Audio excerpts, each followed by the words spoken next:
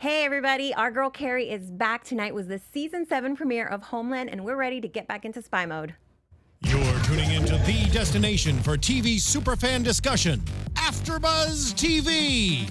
And now, let the buzz begin. There it goes. Yes, there's that music. We missed the music, the opening theme in tonight's season premiere of Homeland, but I'm still psyched for this episode. I'm still psyched too. I miss it. I'm glad we have it. I don't know why they took it out. I think they played it in the end. I don't even think they played it in the end. Hopefully we get it back next episode. In the end credits. But yes, hi everybody. We are talking the season 7 premiere of Homeland, Enemy of the State. I'm Lesley Corral. You can find me on Twitter and Instagram at LesleyTheFace. Say hi to the good people, Roger. All right, and my name is Roger, and you can find me on Twitter, Roger_Corral. And if you Google Beef Supreme on Instagram, or if you type that into Instagram, you should find me there as well. Should they find you, or will they just find a picture of the a Taco burrito? Bell burrito? Yeah. No, they'll find me. Okay, all right, cool. So, it's been a long time since we've seen Carrie back in action. I feel like in between the seasons always feel like forever, and this was kind of like a quick hit start to kick off the season. What did you think? I liked it. I think at this point we need to realize that this show is no longer really serialized, right? I don't. It doesn't really feel serialized anymore. I mean, honestly, if you've never seen Homeland, you could have seen this episode.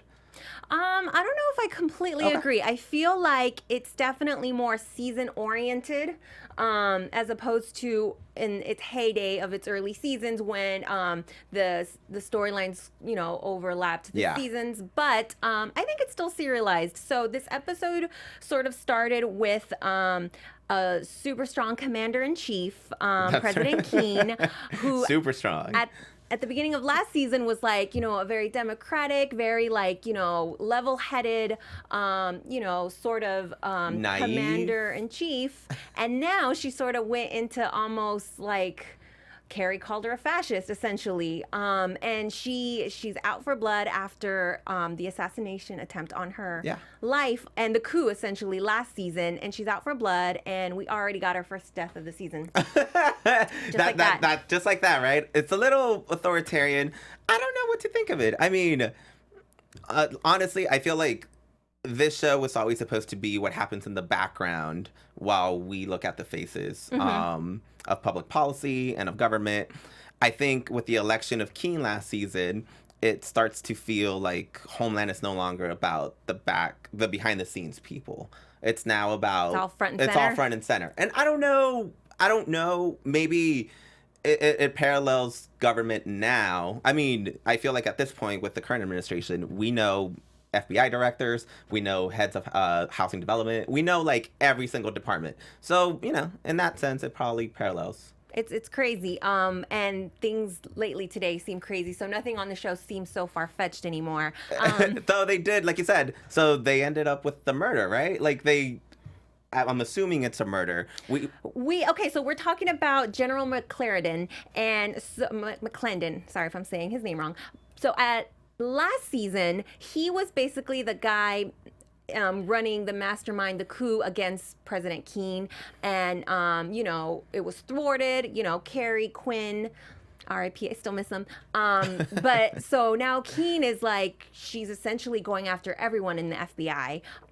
And, even people who weren't remotely related, everyone's getting jailed, arrested. This guy, General McClendon, he ends up getting sentenced this episode to life in prison, not death, which is what Keene wanted. And essentially, that's a powerful speech, by the way. Yeah. So essentially, she tells her her chief of staff, handle it. Which is never a good. That's a very Tanya Harding type of message. She says, "Fix it. Fix it. Take care of it." I didn't initially interpret that to mean, Tony Soprano, take him out. But what do you think? Is that what she meant? Of course, you're the commander-in-chief. If you tell someone, hey, handle this domestic terror issue, you're kind of laying it out bare bones. And going back to what this show used to be behind the scenes, the show was about how terrorism comes from abroad and how it's grown in other places. Again, now that it's all front and center, now it's homegrown. Like, we have homegrown terrorism, and we potentially have I don't know if that's even a correct term. We have 200 people that were sent to prison. Deep state stuff. No, I'm not saying deep state. But that's essentially what was happening in this storyline. I mean, she's going after all these people in the FBI, including Saul. But like, there were people involved, obviously, in this orchestration to kidnap her and attempt to kill her. Well, again, I think as with all history, the victor gets to write history. So, if the coup was successful and they got rid of President Keane, then it would just go down as a blip in history where we had an authoritarian president and our government handled it. Because they were... She was not authoritarian before it all started. But that's what I'm saying. That's what history would say if they were successful. Because they weren't successful, now they all go to prison. Now they're all terrorists. I actually disagree with that. I feel like if it would have gone off without a hitch, they would have pretended like it was a tragic thing and moved on. I don't think they would have even addressed that. They probably would have been like, oh, she had a heart attack, or she died peacefully. Oh, you think they would have hit it completely? Yeah, completely. Oh, okay, I mean, okay. That's different. Spies and people. Yeah, and you're right. I mean, going back, General McClendon, he was working with Dara Dahl as well. Yeah, exactly. In running this mission. And you're right. We've seen them do these type of missions overseas where we don't know what the end game was. Yeah, things get filed away. And classified. We think, as the public, that we know what happened, when in reality, the CIA was behind a lot of covert missions. Yep.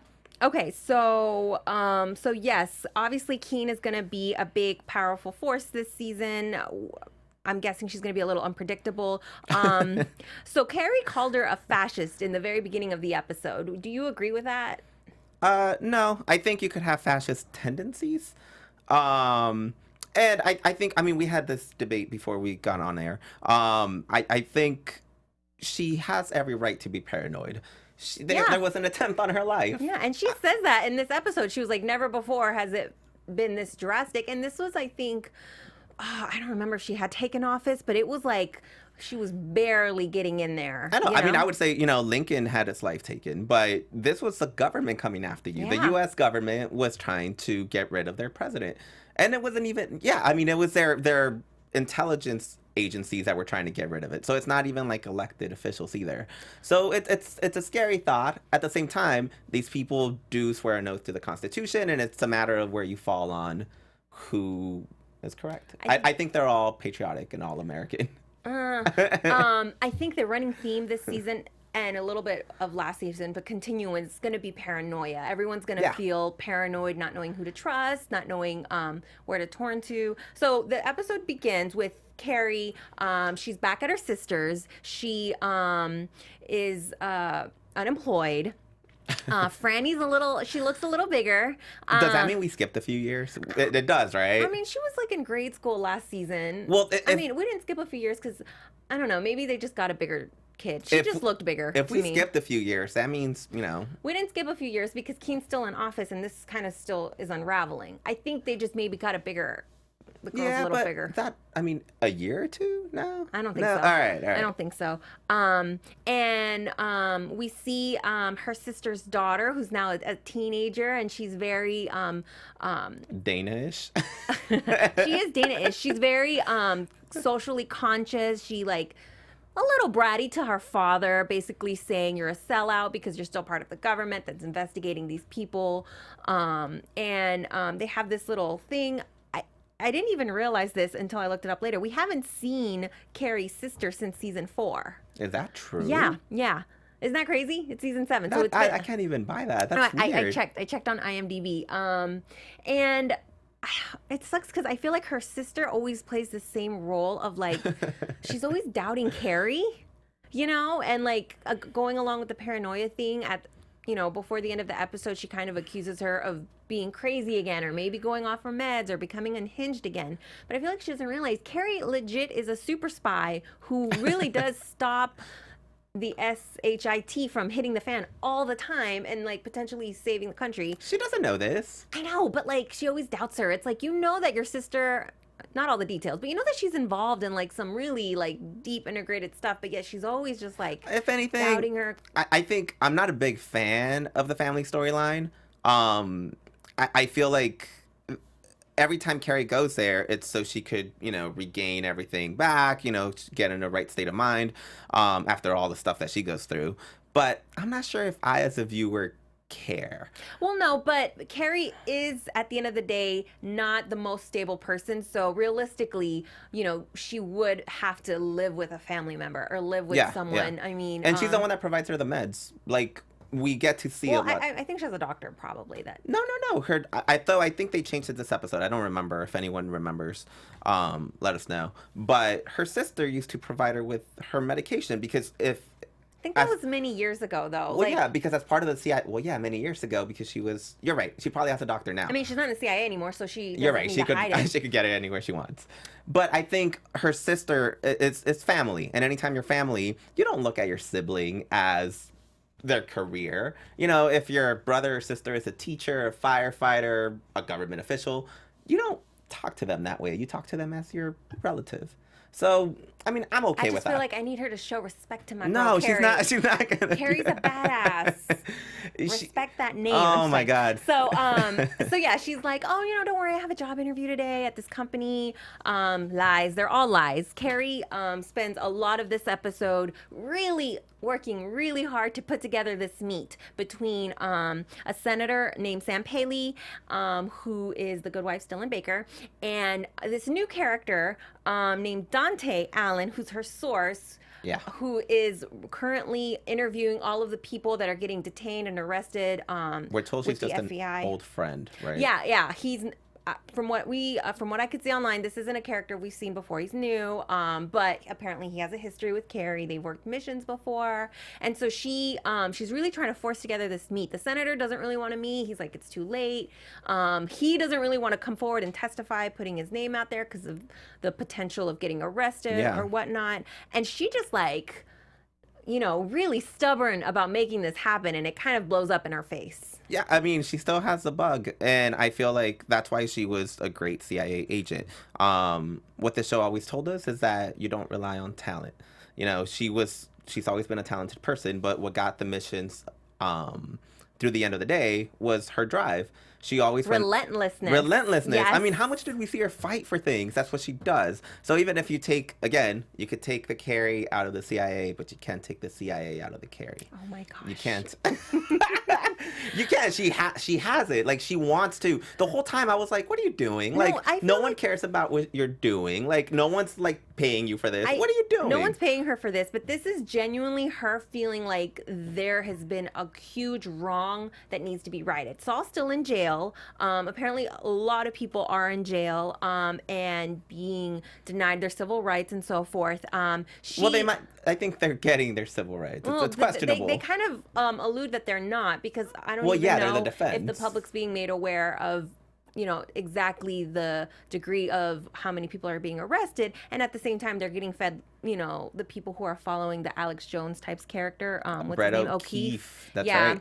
They're getting all kinds of misinformation.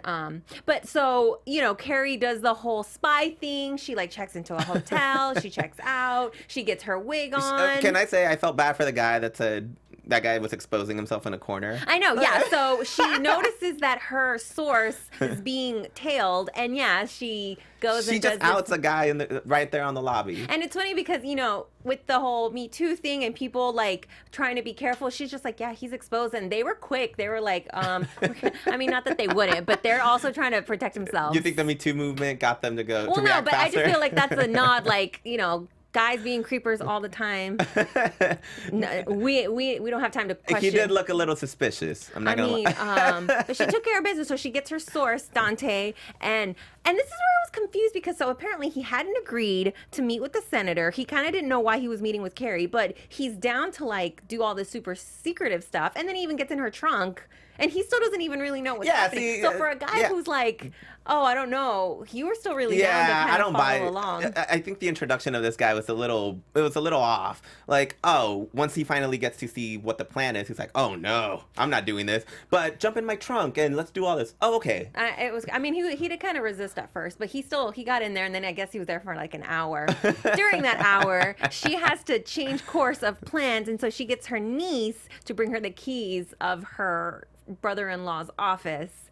and this teenager sees her essentially in her wig spy disguise attire. She sees Dante pop out of the trunk. So she sees all kinds of crazy suspiciousness, which later will get Carrie in trouble. But yeah, the meeting ends up blowing up. The senator's like, don't ever talk to me again. I thought she was going to convince Dante for a second that I think to testify. She kind of was like, you don't have really a career left. This is important work. She had him for a second, and then the senator just showed up a minute too early. Yeah, I think she was on her way of convincing him. Though, I mean, for someone that's been in the CIA for a long time, terrible planning. Like, just terrible timing, if anything. It's because she had to change the details last minute. She was rolling. Yeah. She almost had it. But nothing else. I mean, the little girl came through. Everyone came through. She needed one more minute with him.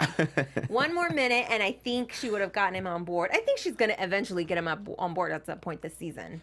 But, as we've learned on the show, for all of the work that Carrie does and the CIA does to help out the country, I think anytime you become a source for the CIA, you're not exactly protected. And so, even if I believe Carrie, there's a lot of people that have believed Carrie and they've died. So my advice to that guy is don't do it. Why you gotta bum me out? Don't do it. Carrie's, again, I think Carrie means well. She's fighting for justice and democracy. She is. But unless Carrie's the president or the head of the CIA, you really can't trust her. And it's unfortunate because I feel like whenever someone like Carrie approaches you, you're like... I don't think it's that you can't trust her. I think she will never go back on her word. It's just if things fall out of her hands. I mean, you can't trust her because she really doesn't have final say.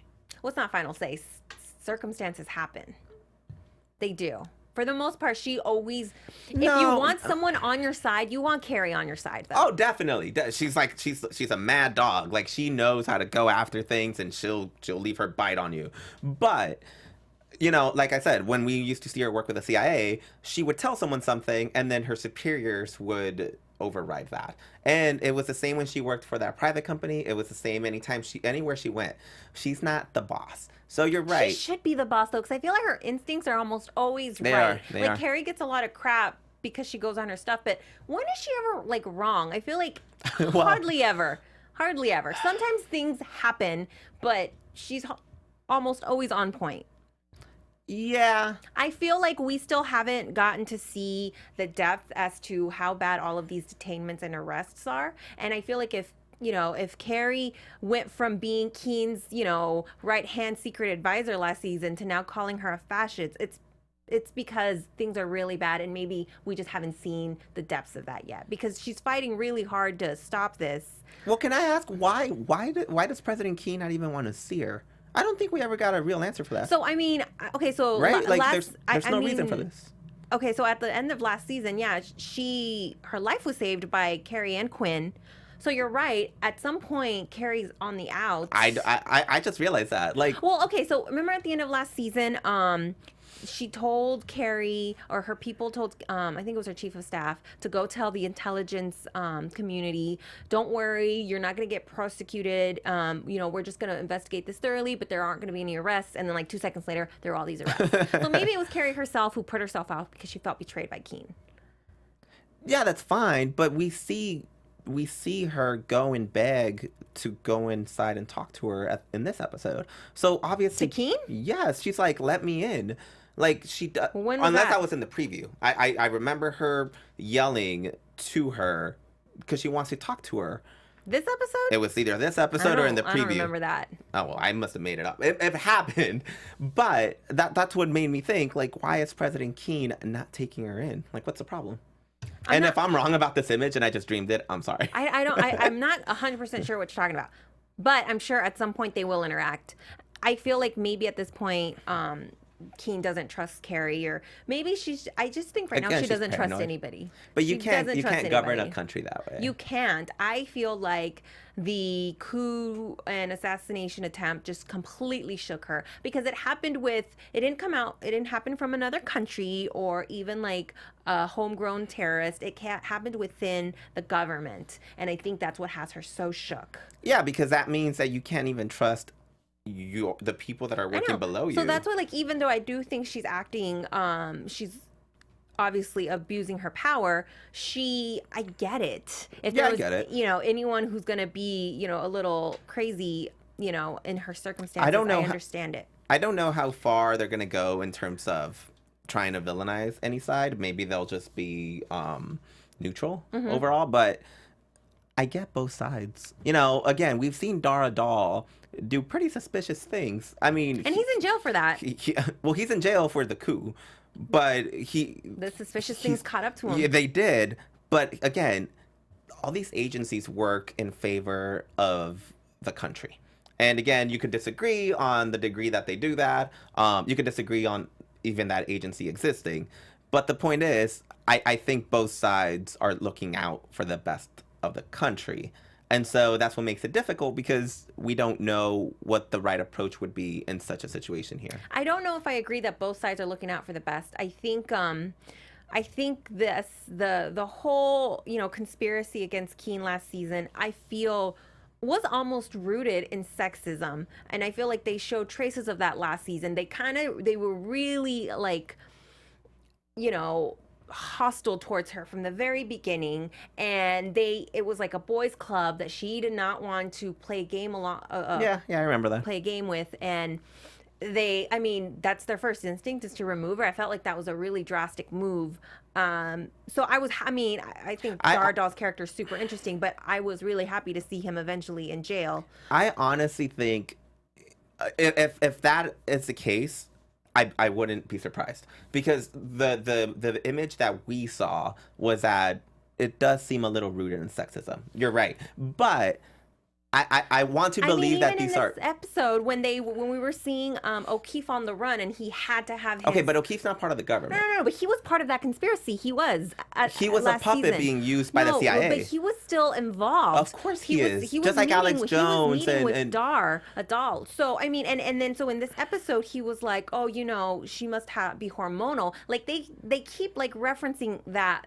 Like they throw jabs at her because she's a woman, and then in this episode, her chief of staff is like, everyone right now sees you as thuggish and authoritarian. Yeah. She wants that. She does not want to be seen weak at all. But again, you're comparing, or you're combining different groups. The radical people, they were working together. No, they're working together because they accomplished the same mission.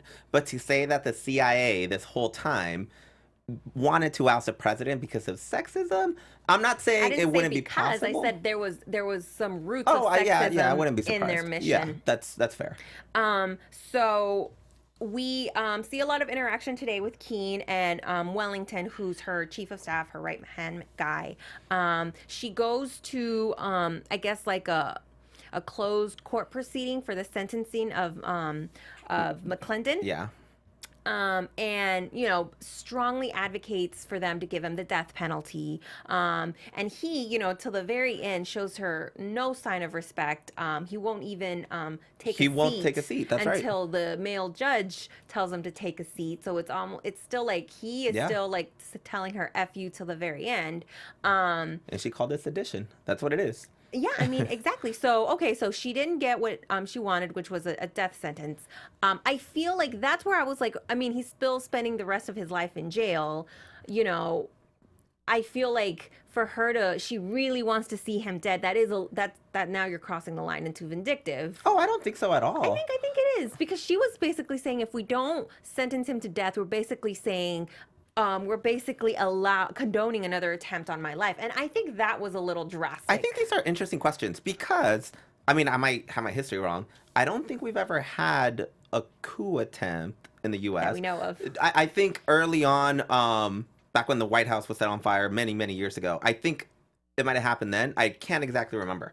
But, yeah, if you attempt to do a coup, what should be the punishment? Prison, obviously. But at what point do you send a message that we have to respect? Because, I feel like democracy is really fragile.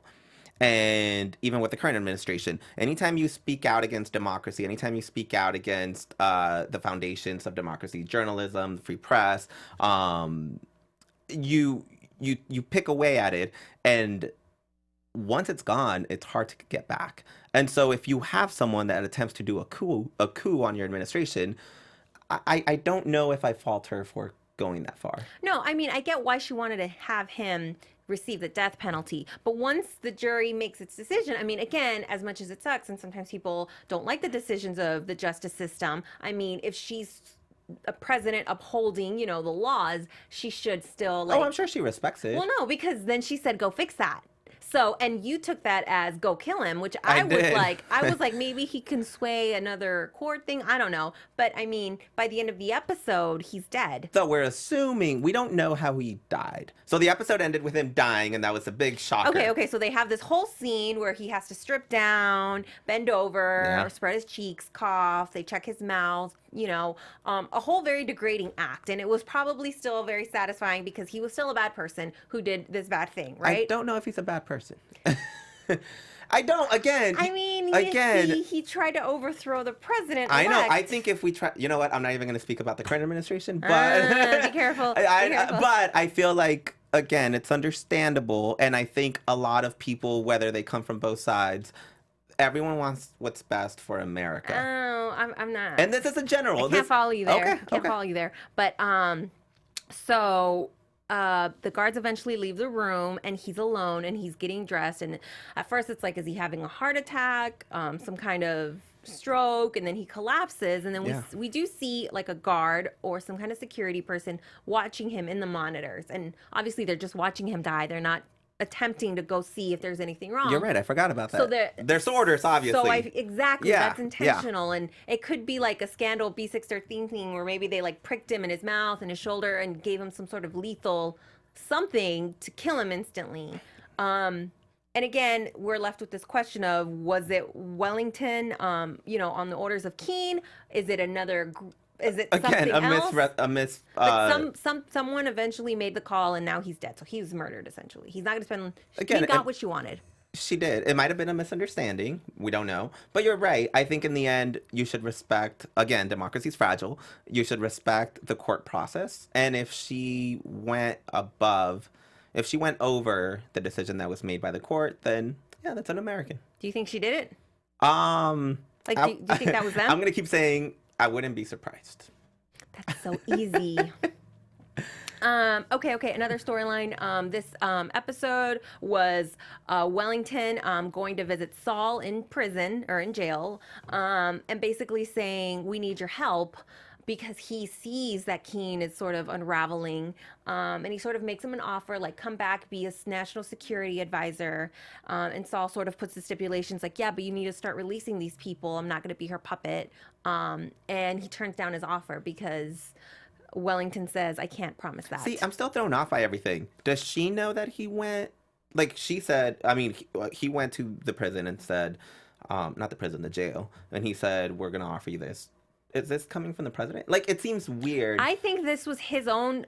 I think he knows he needs more people on the president's side investigating. Yeah, like, that's a good point.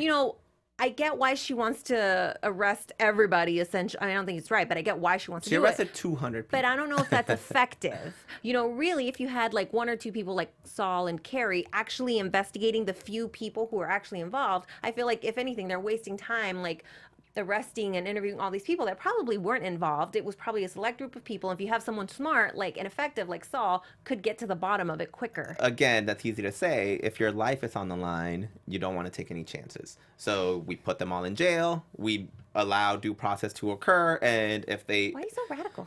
No, it's not radical. It's again, I understand both sides. And at the end of the day, there was a coup attempted on the president. If the court decides that a person is not a danger to society, they'll let them go. But from what they've implied on the show, they're not doing the whole process. They're sort of just detaining them without formally charging them of anything. It's all very little Guantanamo-ish. Yeah. Yeah, that's fair. So, but, we'll see what happens there with Saul, if he stays in jail or if he's going to eventually take, the previews kind of made it seem like he's going to eventually accept the offer. So we'll see. I think that's where Saul belongs, and I hope they don't take too long. If anything, if I have a complaint about Homeland, it's that they've been taking a while to get to the nitty gritty of their episodes. I think their last 2 or 3 seasons, like, they kind of take a while until like the last 3 episodes, and then everything's thrown in your face. Saul should when he worked for the CIA, he was up there working right next to the main person in charge. I think that's where he belongs. He's a very good second person. And I think if he's working alongside the president in that capacity, he would be great. And I hope they do that soon. Okay. Let's see what else. So then, yeah, after Carrie's failed meet attempt to connect these two, her source and the senator, she comes home to her sister yelling at her, her brother-in-law yelling at her because, she's told their daughter to lie to them, sent her to go get keys and all that stuff. And then that's when she has it out with her sister. I think they were being dramatic.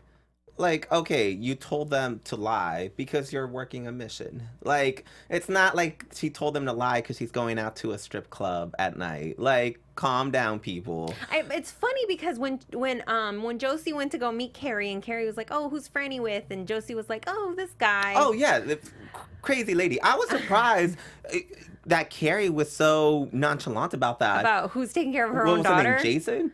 Like, she was like, "Oh yeah, my baby's with Jason." And then later, I think the brother-in-law is like some drug dealer, and then she's like, "Oh, he's not a drug dealer." But I mean, I don't know, maybe he was. Well, I mean, you could be a drug dealer and still not be a bad person. I still get why they were mad at her, because I feel like they don't really know what's happening. All they know is their daughter was out doing some random stuff, lying to them about it, and there was some random dude at their house. These are some misunderstanding parents. Like, honestly, your sister and your sister-in-law worked for the CIA. She does covert operations. Calm down. So then why would I want my 16-year-old getting involved in that? Why would you have this person living in your house? You know something might happen one day. Well, that's not true, because she, for all she knows, Carrie's out of the CIA, going on job interviews. What did you say earlier? You can't, like, she should respect the name, right? Well, I know, but she should respect the name, but at the same time, I still get why she would be mad at her, involving her daughter in this situation. That's gonna happen. I mean, again, we saw it with Dana. No. Like, anytime you involve kids and you bring up, I mean, realistically, then she should kick her out, because what she if should. But then who's Carrie gonna be with? Okay, that's not. Carrie can still learn how. As much as I love Carrie, she can still learn how to probably calling the 16-year-old wasn't the best idea, because some guy really was following Dante. So what if some guy was following her and then he shoots them, and then the little 16-year-old's there and now she's dead? Again, if you work with someone but her sister didn't sign up for that. No, these are dangers that happen. Judges get shot at, police officers get shot at. No, of course it's the same. Anytime you work in a situation where you might have retaliation or you might have anything like that. Carrie had the guy in the trunk, so obviously she recognizes that the situation is dangerous. Of course. So it was a bad call. It was a bad call calling the little girl to drop off your keys. I'm not saying it's a bad call. I'm saying if you have You're defending her. I'm saying if you have a former CIA officer in your house, you should probably expect some CIA scenarios. I mean, it happened in even in the most comical of movies in Meet the Parents. What's his name? Ben Stiller moves into the house. Greg, he moves into the house and he does tests on him to see if he says the truth. These are people that worked in very I know, secretive but you operations. don't expect them to involve your daughter.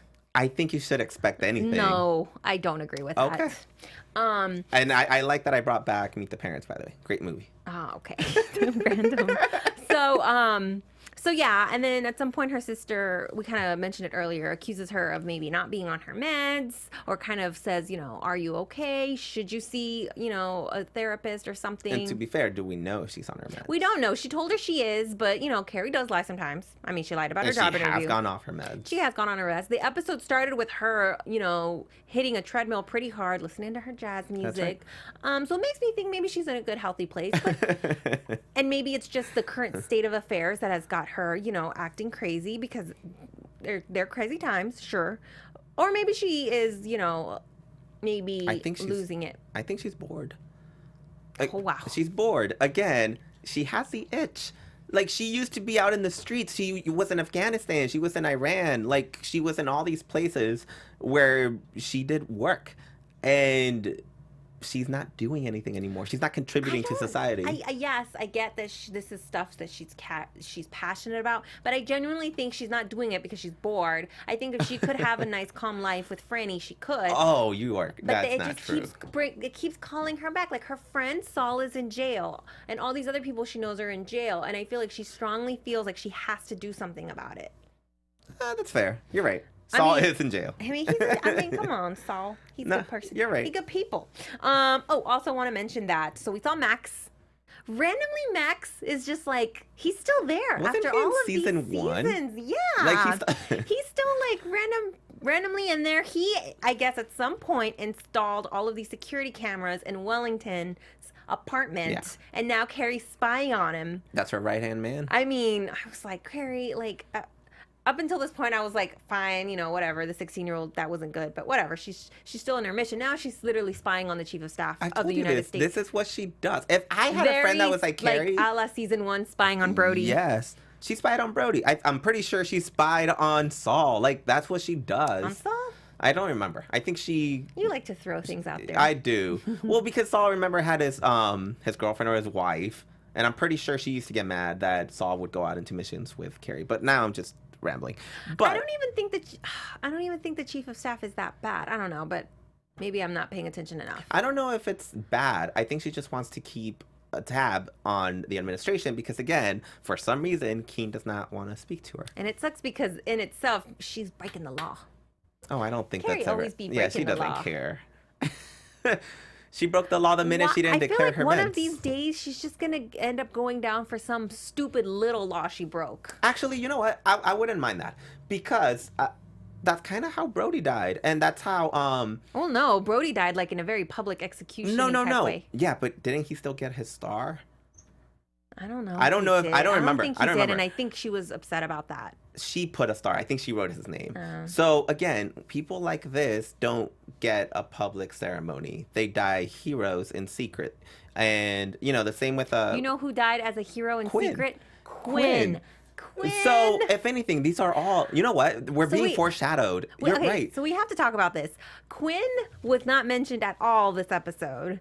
And I know a lot of people, including myself, were very sad. I mean, I was okay with his death. I felt like it was time, but I was still super bummed out about it. He was a huge part of the show.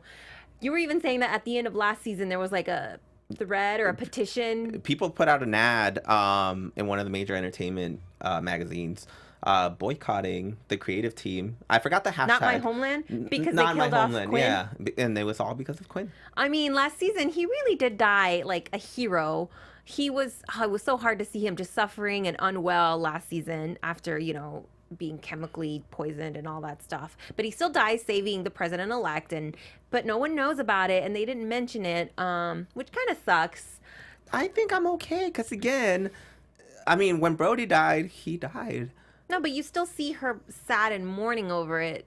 I don't feel like we saw an inch of that, but maybe we will later. That's from Carrie. true. I mean, it doesn't have to be a public thing, but like privately for her to mourn. True. And to be fair, like I said, I still think there might have been a time jump. No, there wasn't. Franny is really big. No, there wasn't. Why is Franny like 7 feet tall? It doesn't make sense. Okay, she's not 7. Okay, calm down.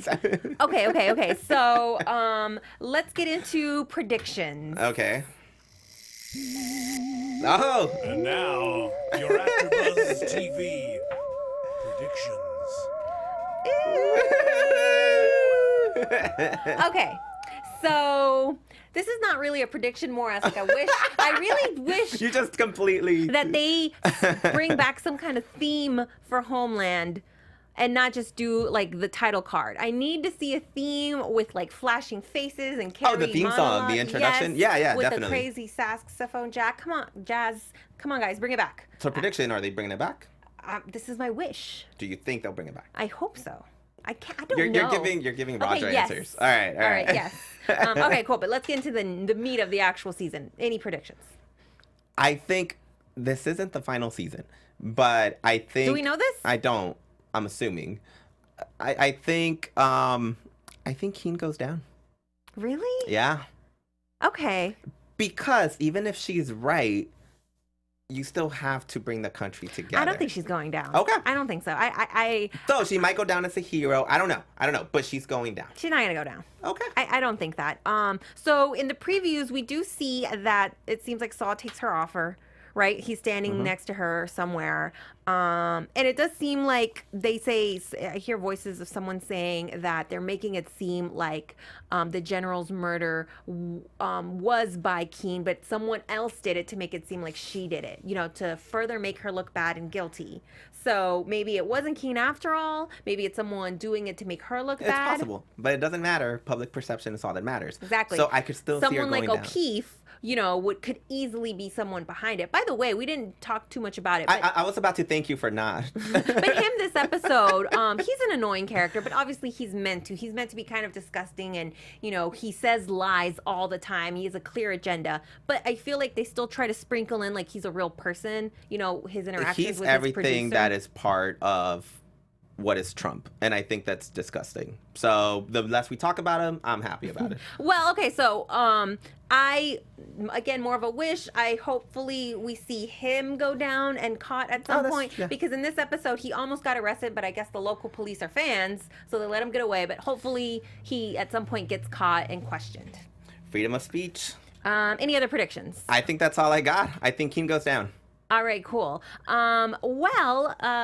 We still have a lot of episodes go. The season's just got started. I'm really excited just to see what we've got in store for Homeland. But in the meantime, where can they catch you at? All right, so you can catch me on Twitter, Roger_Corral, and if you type in Beef Supreme on Instagram, you should find me as well. Or you'll find a burrito. And you can find me, Lesley Corral, on Twitter and Instagram at LesleyTheFace. So thank you so much, everybody, and we'll see you guys next week.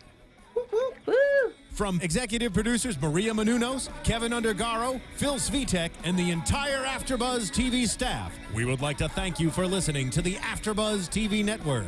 To watch or listen to other after shows and post comments or questions, be sure to visit AfterBuzzTV.com. I'm Sir Richard Wentworth, and this has been a presentation of AfterBuzz TV. Buzz you later. The views expressed herein are those of the hosts only and do not necessarily reflect the views of AfterBuzz TV or its owners or principals.